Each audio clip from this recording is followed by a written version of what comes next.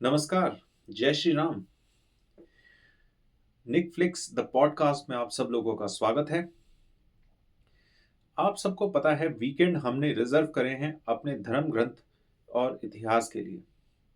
अलग-अलग ग्रंथ उठाएंगे, उनमें क्या लिखा है उसके बारे में कुछ विचार करेंगे और एक दूसरे से शेयर करेंगे।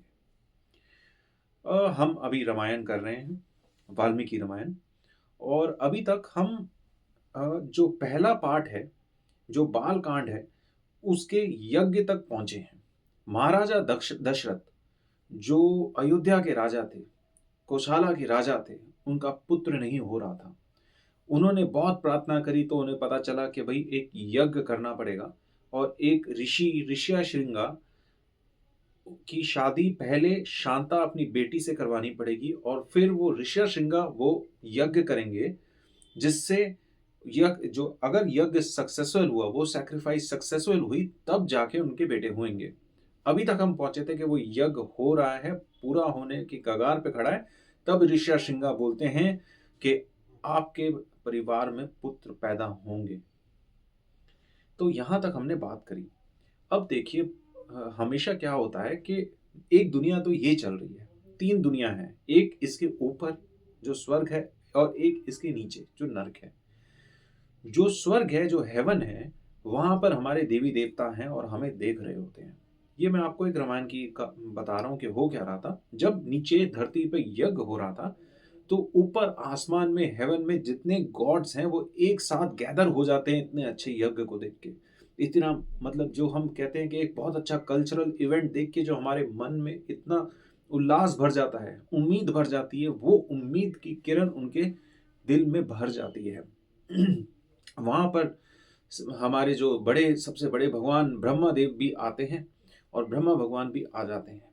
अब देखिए, जब एक सीनियर जैसे चीफ एग्जीक्यूटिव ऑफिसर एक बड़े से फंक्शन में आ गए हैं, तो जो उनसे नीचे रैंक वाले ऑफिसर्स होते हैं कि कोशिश करते हैं अपनी बात आज एक इनफॉर्मल मीटिंग में उनको उन तक पहुंचा सकें। वैसे ही सारे भगवान ब्रह्मा भगवान के पास पहुंच जाते हैं कि देखिए, एक राक्षस है रावण नाम का, जो हमें हमारे हर काम में ट्रबल कर रहा है, हमारे हर काम में मुश्किल डाल रहा है और दूसरे राक्षसों को अर्ज कर रहा है और बोल रहा है कि तुम इनको तंग करो। हम इसका कुछ नहीं कर सकते, बिकॉज आपने इनको एक बूंद दिया था कि कोई भी भगवान, कोई भी राक्षस, कोई भी दानव रावण को नहीं मार सकता। और ये रावण नहीं मांगा था उनसे, रावण ने ही उनसे ये वरदान मांगा था। रावण ने काफ़ी पुजारी था, राक्षस था, पर वो पुजारी बहुत था। He had a lot of knowledge and और अपने इस पूजा पाठ के ज़रिए उसने ये बोon हासिल करा था स्वयं ब्रह्मा भगवान से। तो ब्रह्मा भगवान ने उनको बोला था कि कोई भगवान, कोई राक्षस, कोई दानव उनको नहीं मार पाएगा और रावण इससे बहुत खुश था। रावण ने उस टाइम पे ह्यूमंस को अंडर एस्टिमेट करा था। उसने बोला था यार ये क्या कर लेंगे मेरा, ये तो कुछ कर ही नहीं सकते मेरा, तो मेरे को भगवान राक्षस दानव ना मारे, मैं कभी नहीं मरूंगा। तो ये उन्होंने एक सबसे बड़ी गलती करी थी। इससे हमें लाइफ में सीख मिलती है, क्योंकि आपको पता है आगे जाके राम ही रावण को मारते हैं। तो इससे हमें ये सीख मिलती है कि किसी को भी अंडर एस्टिमेट नहीं करना चाहिए और अपने अंदर एक ईगो नहीं रखनी चाहिए। फिर क्या होता है कि नीचे धरती पे तो दशरथ का यज्ञ चल रहा है। फिर ब्रह्मा भगवान दिमाग लगाते हैं, वो कहते हैं कि देखिए धरती पे इतना एक अच्छा यज्ञ चल रहा है, इतने प्रॉपरली मेथड फॉलो हो रहे हैं, हम इतने खुश हैं। इस यज्ञ से जो बेटा पैदा होगा सबसे पहले, वो रावण का वध करेंगे। और कौन पैदा होंगे? श्री राम पैदा होंगे।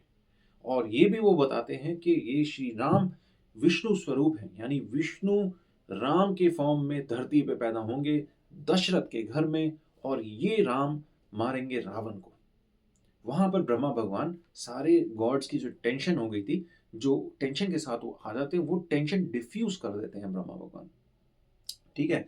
फिर क्या होता है कि यज्ञ पूरा हो जाता है। यज्ञ के बाद जो सैक्रिफाइशियल फायर है, उसमें से एक सेलेस्टियल बीइंग बाहर आता है। सेलेस्टियल बीइंग बाहर आते हैं और उनके हाथ में एक सोने की कटोरी होती है, जिसके ऊपर एक सिल्वर का लिड होता है। और वो बाहर आके वो उस जो कटोरी है, लोटा है, उसमें होता है पायसम। जो प्रसाद है यज्ञ का, वो पयसम दशरथ जी को दे दिया जाता है और बोला जाता है, जाइए ये अपनी तीनों वाइफ्स को खिला दीजिए। वाइफ्स खाती हैं और यज्ञ का जो फल है उनको मिलता है, और श्री राम उनके घर में पैदा होते हैं, और श्री राम और उनके जो भाई हैं उनके घर में पैदा होते हैं। जब ये हो जाता है, जब विष्णु भगवान राम का रूप लेके धरती पे आ जाते हैं, तो स्वयं भगवान शिव स्वयंभू बाहर आते हैं, और वो बोलते हैं, खुश होके बोलते हैं कि देखिए अब धरती पे श्री राम आ गए हैं, अब ये रावण का वध करेंगे, और अब हमें इनको इनकी जो आर्मी है वो प्रिपेयर करनी है, इनके जो एड्स हैं इनको जो हर स्टेप में, क्योंकि सी भगवान ने आपकी पूरी स्टोरी लिख रखी है, उन्होंने हर स्टेप डिसाइड कर रखा है। हर स्टेप पे जो आपको हेल्प मिलती है वो ऐसे नहीं मिल जाती, भगवान ने कहीं पर वो सोचा है और आपको हेल्प दी है। अगर आपकी इंटेंशन सही है और आपकी किस्मत में वो काम करना लिखा है, तो आपको हर स्टेप पे कोई ना कोई एड मिलता रहेगा। बिल्कुल ऐसे ही स्वयंभू ने सारे भगवान को बोला था, अरे तुम खाली मत खड़े रहो, तुम खाली मत खड़े रहो, अब भगवान राम धरती पे आ गए हैं, अब तुम्हारा काम ये है, डिफरेंट डिफरेंट जो बेस्ट ऑफ ह्यूमन बींग्स हैं, जो बेस्ट ऑफ अप्सराएं हैं, जो बेस्ट ऑफ गॉड्स हैं, वो सब अपनी संतान पैदा करेंगे या खुद उनके एड्स के फॉर्म में जाएंगे, यानी कि उनकी संतानें या फिर वो खुद उनके भगवान श्री राम के एड्स यानी आर्मी बन के धरती पे आएंगे, और ये एप्स के फॉर्म में होंगे, यानी वानर जाति के फॉर्म में होंगे, और ये बहुत ही फियर्स वॉरियर्स होंगे। इनके हाथ में जो आ जाए, पत्थर हो, पेड़ हो, वो किसी भी पेड़ या माउंटेन को उठा पाएंगे, और उन सब से भी वो लड़ने की क्षमता रखते होंगे। ऐसे होंगे भगवान राम के एड्स। जिस भगवान राम के जो आर्मी है वो ही इतनी पावरफुल होगी, तो सोचिए भगवान राम में कितनी शक्तियां होंगी। तो वो सारे जितने भी ग्रेट सोल्ड ऋषिज हैं, सिद्ध आत्माज हैं, विद्याधराज हैं, सरपेंट्स हैं, किन्नर्स हैं, वानर्स हैं, सबको बोलते हैं एप्स के फॉर्म में, यानी वानर प्रजाति के फॉर्म में आइए और भगवान राम की आर्मी बनाइए। ये फियर्स वॉरियर्स होते हैं, और ये कहाँ रहते हैं? माउंट ऋक्षावत पे ये रहते हैं। ऐसे इस यज्ञ की ये यज्ञ पूर्ण हो जाता है, ये यज्ञ यहाँ पर खत्म हो जाता है, और यहाँ से शुरू होता है अयोध्या में भगवान राम का बाल कांड। विष्णु भगवान राम के फॉर्म में अब आ चुके हैं, और महाराजा दशरथ के बड़े से महल में पैदा हो चुके हैं कौशल्या माँ को। कौशल्या माँ के पुत्र होते हैं भगवान राम। 11 दिन बाद, जन्म के 11 दिन बाद दशरथ जी अपने सारे बेटों का नाम रखते हैं, और उनमें से जो सबसे बड़ा बेटा होता है उसमें सारे डिवाइन साइंस होते हैं, वो होते हैं राम। ये जो बड़ा बेटा है उनको सबसे ज्यादा डियर होता है ना, 4 भाई हैं, सबसे ज्यादा स्वीट एक ही बच्चा रखता है, वो सबसे ज्यादा आज्ञाकारी होता है, सबसे ज्यादा प्रिय होता है, वो चाहे कुछ भी कह ले उसकी कोई बात बुरी नहीं लगती, वो हमेशा स्वीट लगता है। वैसे थे श्री राम, वैसे थे श्री राम। उनके सारे भाई, जितने भी भाई थे, उन ये चारों जो भाई थे, इन सब में वेदास की पूरी नॉलेज थी। ये हमेशा से इनको ट्रेनिंग दी जाती है कि उनका एज अ किंग काम है जनता, यानी उनकी जो प्रजा है उसकी वेलफेयर के बारे में सोचना। उनमें बहुत ज़्यादा एनर्जी थी, वैलर से भरे हुए थे, एनर्जेटिक थे, युद्ध कला में बहुत उभर कर सबसे ज़्यादा आगे पहुंच रहे थे। ऐसे थे महाराजा दशरथ के 4 पुत्र। इनमें से जो राम थे और लक्ष्मण थे वो एक दूसरे की छाया थे, यानी जहां राम जाते थे वहां लक्ष्मण तो जाते ही जाते थे। लक्ष्मण के बिना राम कुछ भी अच्छा खाना पसंद नहीं करते थे। राम और लक्ष्मण एक ही साथ सोते थे, एक ही साथ उठते थे, एक ही साथ पूजा करते थे। यहाँ तक कि जब शिकार में भी जाते थे भगवान राम, तो पीछे उनके घोड़े के लक्ष्मण जी बैठते थे कि पीठ से कोई मेरे भाई को नुकसान ना कर दे, वार ना कर दे। ऐसे थे श्री लक्ष्मण, ऐसे थे लक्ष्मण जो अपने भगवान राम जैसे, अपने भगवान जैसे भाई से इतना प्रेम करते थे, ऐसे थे लक्ष्मण। तो होता ही है, 4 बच्चे पैदा हो जाते हैं, इनकी नॉलेज बहुत अच्छी होती है, विजडम बहुत अच्छी होती है, चारों में हर क्वालिटी होती है। उनमें से भगवान श्री राम मोस्ट डिवाइन होते हैं और अपने फादर के सबसे प्रिय होते हैं। तब जो फादर हैं अपने फैमिली प्रीस्ट यानी वशिष्ठ जी के साथ बैठ के सोच रहे होते हैं इनकी शादी कब कराई जाए। अ, शादी कब कराई जाए, यानी कि उस ज़माने में बहुत जल्दी शादी हो जाया करती थी। 15-16 वर्ष की उम्र में शादी हो जाया करती थी। जब वो अपना ये सोच विचार कर ही रहे थे, उनकी ज़िंदगी में ये चल रहा था, यानी भई शादी के बारे में बंदा कब सोचता है, जब सुख शांति होती है, सब कुछ सेटल्ड होता है, किसी किसी किंगडम से वॉर नहीं चल रही होती, सब कुछ शांति शांति में होता है, तब वो शादी के बारे में सोचते हैं। इसका मतलब ऐसा माहौल था उस टाइम पे।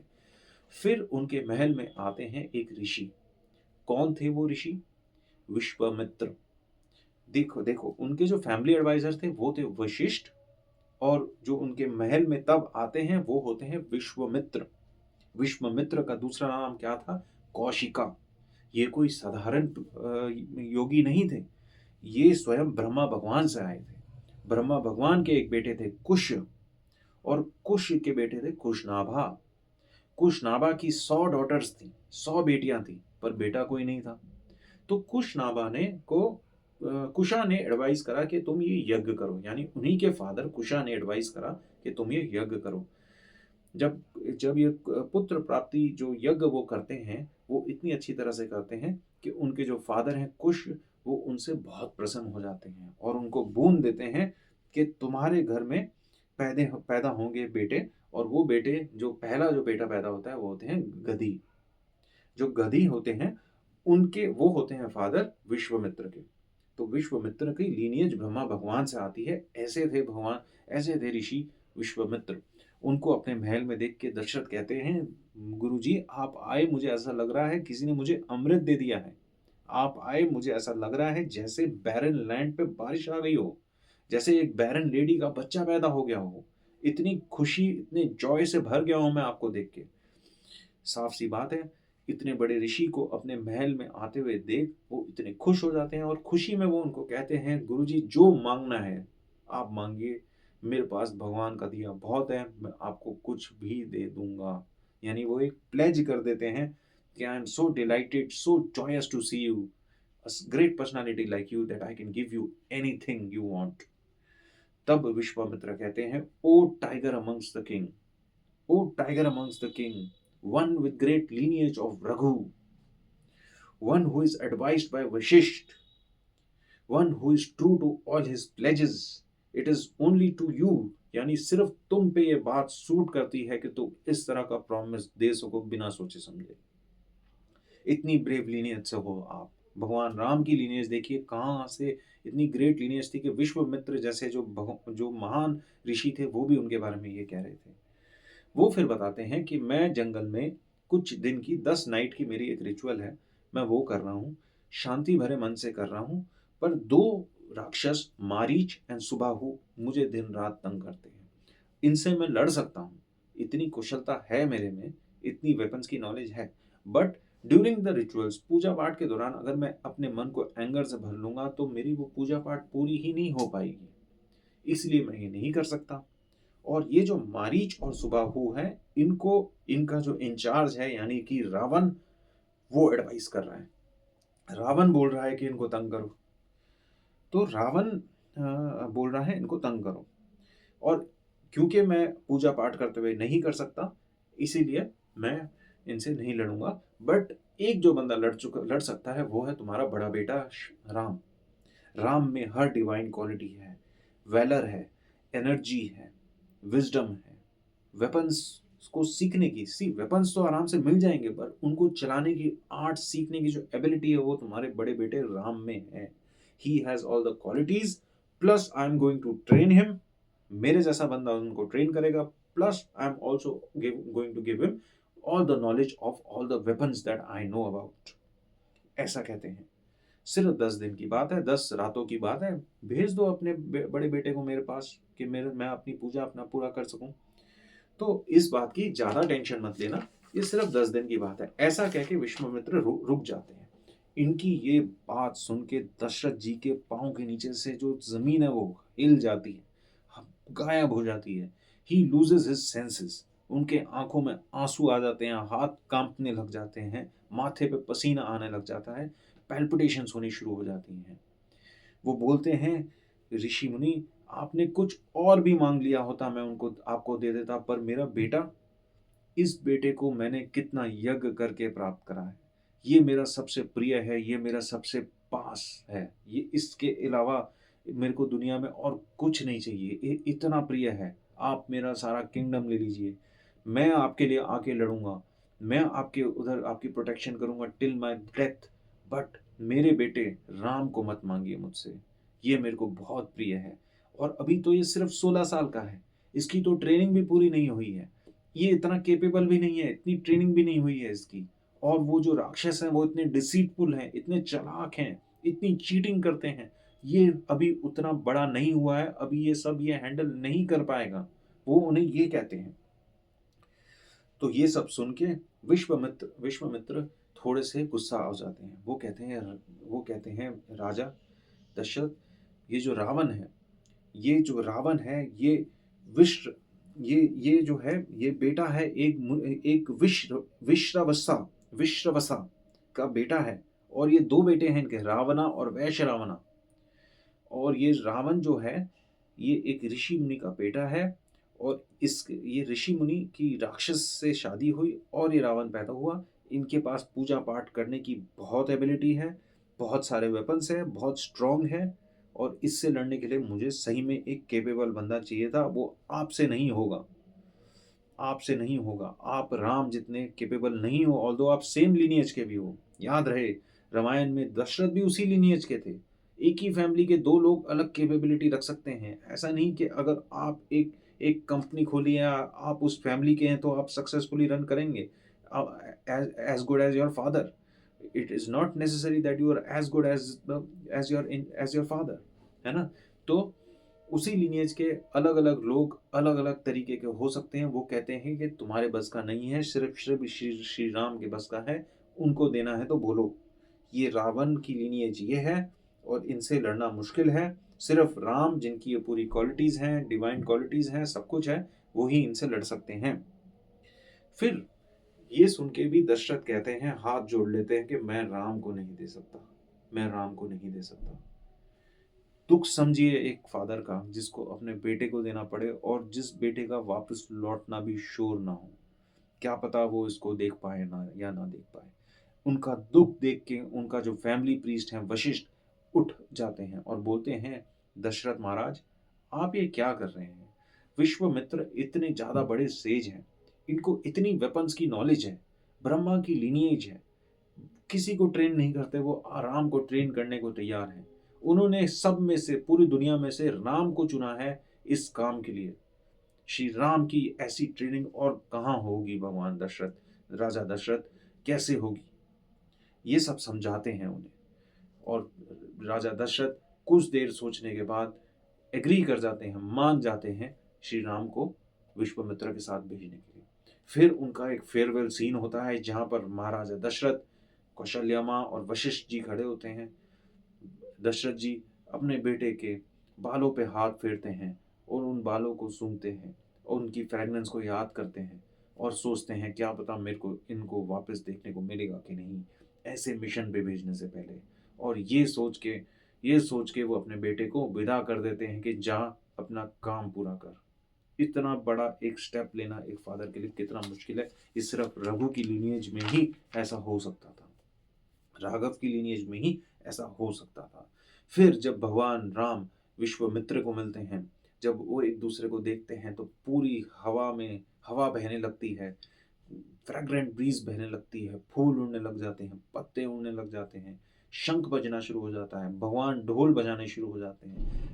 इतना बड़ा इवेंट था ये, इतना बड़ा इवेंट था इन दोनों का, गुरु और शिष्य का आमने सामने आना है। ये बहुत बड़ा इवेंट है जब आपको आपकी लाइफ में गाइडिंग फोर्स मिलती है, एक ट्रेनिंग फोर्स मिलती है, एक टीचर मिलता है। वो आपकी लाइफ का सबसे बड़ा इवेंट होता है, because it is at that moment when your life is changed forever, when your life is changed forever। Vishwamitra Ram को कहते हैं, देखिए अब बहुत टाइम वेस्ट हो चुका है, बहुत टाइम वेस्ट हो चुका है, बहुत टाइम मैंने आपके फादर से आर्ग्यूमेंट करा है, अब हमारे पास टाइम नहीं है, चलिए चले। वो उनको लेके जाते हैं सरयू रिवर की बैंक्स पे। अगली बार अयोध्या जाएंगे तो ये सीन जरूर सोचिएगा, विश्वामित्र श्री राम को सरयू रिवर की बैंक्स पे लेके जाते हैं और बाला है, अति बाला, बाला और अति बाला के मंत्र दोनों भाइयों को, राम और लक्ष्मण को देते हैं। अलग-अलग मंत्र होते हैं। ये मंत्र पढ़ के वो बोलते हैं कि बाला, अति बाला जो हैं इनकी mother source of all knowledge है, और ये मंत्र पढ़ के आप में इतनी शक्ति आ जाएगी कि आप कभी थकेंगे नहीं, कभी सोने की ज़रूरत नहीं पड़ेगी, कभी डिस्ट्रैक्टेड फ़ील नहीं करेंगे। अमेज़िंग एनर्जी आपके अंदर आ जाएगी और सारी वेपन्स सीखने की एबिलिटी आपके अंदर आ जाएगी। ऐसे हैं ये मंत्र बाला एंड अति बाला के। फिर भगवान राम थोड़ा आगे बढ़ते हैं, वो भी लक्ष्मण के साथ आते हैं। सरयू रिवर का जो पानी है उसको उठाते हैं, अपने ऊपर डालते हैं और सरयू रिवर को प्रणाम करते हैं और वो मंत्र बोलते हैं और सारी शक्तियाँ और सारे वेपन्स के बारे में धीरे-धीरे सीखना शुरू कर देते हैं। तो आज का हमारा रामायण का जो पार्ट था वो यहीं तक था। मैं कोशिश कर रहा हूँ बहुत ही एक इनफॉर्मल तरीके से, अपने अलग तरीके से आपके पास रामायण का पार्ट लेके आ सकूँ, ताकि हमारी नेक्स्ट जनरेशन भी कुछ जान सके रामायण के बारे में। ज़रूरी नहीं है हम इसको, आधे से ज़्यादा लोग मैंने देखा सिर्फ़ लेंथ के कारण आलस कर जाते हैं, या फिर सीरीज़ इतनी लंबी है, इतना स्ट्रेन होता है पूरा देखने में क्योंकि सीरीज़ थोड़ी स्लो होती है, फिर भी तो इसलिए वो देख नहीं पाते हैं, ना पढ़ पाते हैं, ना देख पाते हैं। इसलिए मैं पॉडकास्ट के फॉर्म में लाया हूँ। वॉक करते-करते सुन लीजिए, रामायण का पाठ भी हो जाएगा और भगवान श्री राम की क्वालिटीज़ और उनकी लाइफ़ के बारे में जो हमें पता चलेगा, उससे हम जो सीखेंगे, वो हमारी लाइफ़ को ट्रांसफ़ॉर्म कर देगा। अगेन, जय श्री राम। पॉडकास्ट को देखते रहिए, सुनते रहिए, चैनल को लाइक करिए, शेयर करिए, सब्सक्राइब करिए। Thank you.